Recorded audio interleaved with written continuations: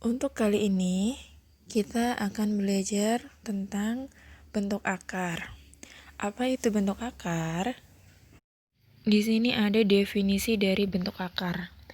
Bentuk akar adalah akar dari suatu bilangan yang nilainya memuat tidak terhingga banyaknya angka di belakang koma dan tidak berulang. Nah, jadi maksudnya adalah seperti contoh di bawah ini, akar 2, hasil dari akar 2 adalah 1,4142113. Jadi hasilnya itu suatu bilangan yang tak terhingga di belakang koma dan dia angkanya tidak berulang. Jadi di belakang koma kan 4, 1, 4, 2, 1, 3. Dia tidak berulang. Artinya tidak berulang adalah tidak 3, 3, 3, 3, 3, tidak sama angkanya. Nah, itu dinamakan bentuk akar. Jadi, ketika ada akar 2, dia hanya dibiarkan saja akar 2, tidak perlu dicari hasilnya. Selain akar 2 juga ada akar 3, akar 8, akar 15. Nah, sementara itu, seperti akar 1, akar 4, dan akar 64 itu bukan bentuk akar. Kenapa? Karena akar-akar tersebut dapat diketahui hasilnya. Yaitu akar 1 hasilnya 1, akar 4 hasilnya 2, dan akar 64 hasilnya 8. Seperti akar 9, akar 16 juga sama. Itu bukan bentuk akar. Kenapa? Karena dia diketahui hasilnya. Jadi dinamakan bentuk akar itu apabila hasilnya itu suatu bilangan yang dimana dia berbentuk belakang komanya itu angkanya tidak berulang. Setelah kita tahu apa itu definisi bentuk akar, sekarang kita ke menyederhanakan bentuk akar. Bentuk akar dapat disederhanakan dengan cara mengubah bilangan di dalam akar tersebut menjadi dua bilangan, dengan bilangan yang salah satunya itu dapat diakarkan, sedangkan bilangan yang satunya lagi tidak dapat diakarkan. Contoh, di sini yang pertama ada akar 32. Nah, caranya menyederhanakan tadi itu kan mengubah bilangan yang di dalam akar itu menjadi dua bilangan dengan bilangan yang satu dapat diakarkan. Maka di sini 32 ini kita ubah ke dua perkalian, yaitu 16 kali 2. Kenapa? Karena 16-nya ini didapat hasil akarnya yaitu 4. Maka 16-nya ini keluar menjadi 4, hasilnya kan akar 16 4. Akar 2 itu biarkan saja menjadi seperti itu. Kenapa? Karena dia bentuk akar, dia hasilnya itu tidak berulang. Maka 4 akar 2. Jadi hasil penyederhanaan dari akar 32 adalah 4 akar 2. Nah, kalau ditanya kenapa tidak 8 kali 4? 8 kali 4 kan 32 juga, Bu. Bisa. Jadi nanti 4-nya diakarkan menjadi 2 akar 8. Nah, 2 akar 8 kan yang di dalam akar tuh masih 8. Nah, 8 itu kan masih perkalian 4 dikali 2 lagi. 4-nya kan kita tahu akarnya. Akar 4 keluar lagi 2. Jadi yang di dalam akar tinggal 2. Yang di luar tadi kan udah 2. Keluar lagi 2, dikalikan. Menjadi 4 akar 2. Sama aja. Jadi itu pilihan mau pakai yang mana. Hasilnya tetap sama. Begitupun untuk contoh yang B dan C.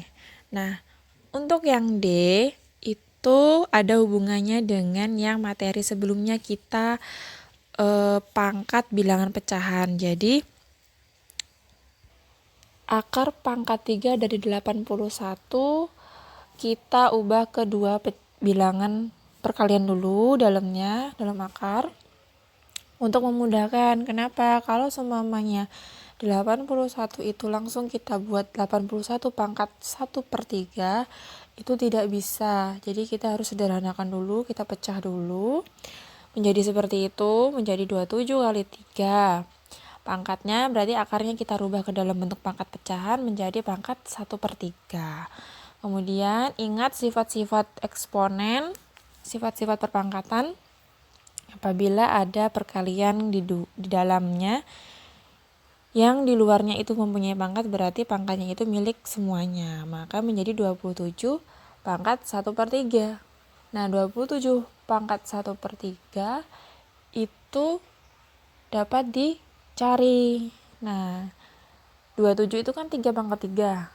3/3 dikali 1/3. 3/3 1, maka hasilnya 3. Berarti tinggal sisanya 3 kali 3 pangkat 1/3.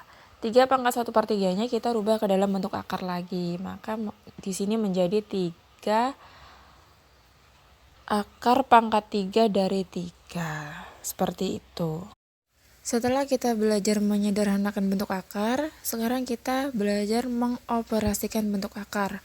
Jadi dalam pengoperasian bentuk akar ini ada penjumlahan, pengurangan, perkalian, dan pembagian. Nah, yang akan kita bahas terlebih dahulu untuk yang penjumlahan dan pengurangan bentuk akar.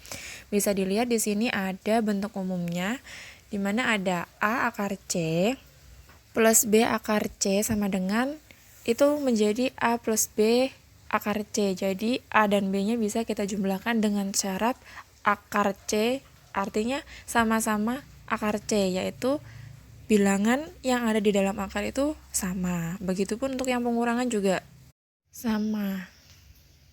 Jadi ketika ada soal yang di dalam akarnya itu tidak sama, dalam penjumlahan dan pengurangan kita tidak perlu repot-repot untuk menjumlahkannya. Nah, di sini ada contoh. Yang pertama ada 4 akar 5 plus 2 akar 5.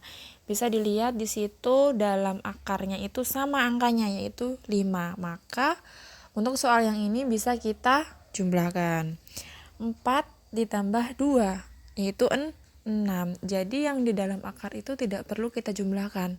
Tetap saja kita pindah saja akar 5. Jadi yang dijumlahkan hanya yang di luar akar. Ingat, yang dioperasikan hanya yang di luar saja. Jadi yang di dalam biarkan seperti itu karena dia akarnya sama. Untuk yang contoh B juga sama, 3 akar 6 plus akar 6 min 5 akar 6. Angka yang ada di dalam akar itu sama, yaitu 6. Berarti dia bisa dioperasikan. Jadi 3 ditambah 1. Jadi kalau nggak tertulis itu artinya 1 ya. 3 ditambah 1 min 5. 3 ditambah 1 4 dikurang 5 yaitu min 1. Hasilnya menjadi min 1 akar 6. Jadi satunya itu boleh ditulis boleh tidak. Silakan. Bisa juga min akar 6, bisa min 1 akar 6, itu sama saja. Nah, untuk yang C, akar 2 plus akar 5 plus akar 6. Nah, semua angka yang ada di dalam akar itu kan berbeda. Jadi kita tidak perlu repot-repot untuk menjumlahkannya atau mengoperasikannya. Jadi yang C itu tidak perlu dioperasikan. Untuk contoh D, operasikan yang akarnya sama. Jadi yang 4 akar 5 dengan yang 2 akar 5, yang 2 akar 3 dengan yang 7 akar 3. Jadi yang sekiranya angka di dalam akarnya itu sama yang dioperasikan. Jadi yang tidak dioperasikan, yang tidak sama tidak perlu dioperasikan. Berarti 4 min 2 yaitu 2 akar 5. Kemudian 2 akar 3-nya kita jumlah dengan 7 akar 3. 2 plus 7 berarti 9 akar 3. Jadi hasilnya 2 akar 5 plus 9 akar 3. Untuk yang E itu perlu kita sederhanakan dulu. Memang benar angka yang semua di dalam akarnya itu berbeda. Tapi karena angka-angkanya itu besar, 20, 500, 320, jadi kita perlu menyederhanakan seperti yang sebelumnya tadi, menyederhanakan bentuk akar. Jadi perlu kita sederhanakan dulu. 20 itu bentuk sederhananya berapa? Akar 500 juga bentuk sederhananya berapa? Kemudian akar 320 juga bentuk sederhananya berapa?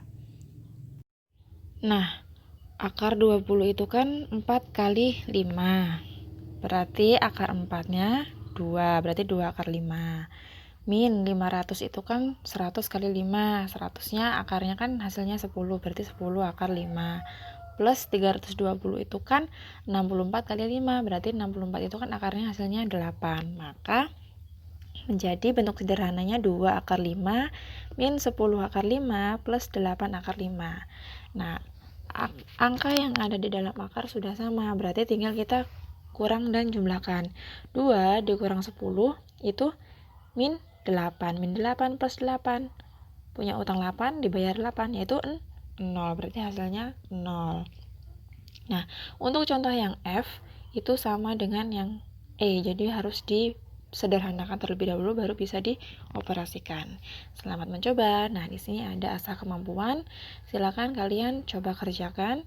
Nanti jika kalian menemukan kesulitan, silakan tanya di forum kelas kalian, forum diskusi kelas kalian. Terima kasih.